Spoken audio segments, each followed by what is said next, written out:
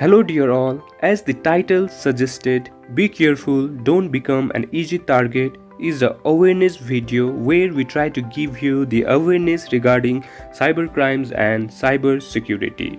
If you are an internet users or a smartphone users, then this video is very helpful for you all. As you all know, internet is among the most greatest inventions of 21st century, and this technology totally changed the way of our living.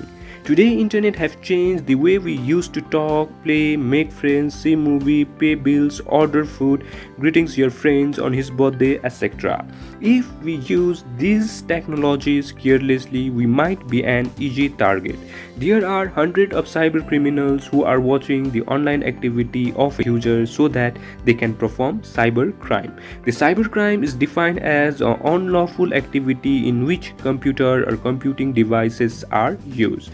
Usually there are two types of attacks performed by this cyber criminal. One is insider attack, which are performed by known person, and another one is external attack, which are performed by the unknown entity, either hired by an insider or an external entity. And these cyber criminals can perform the various type of crimes, and these are the few that we are going to discuss. Today in this video we are going to discuss about one of the cybercrime, that is child pornography. It is defined as an act of processing images or video of a minor under 18 engaged in sexual conduct. Excessive use of a smartphone, internet and social network by minors are the main reasons for increasing such unlawful activity.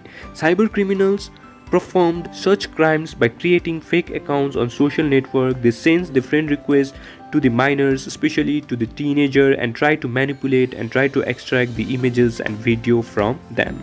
If your children are using the smartphone or internet or any kind of digital device, then the parents need to give the extra attention and have to monitor the online activity of their children.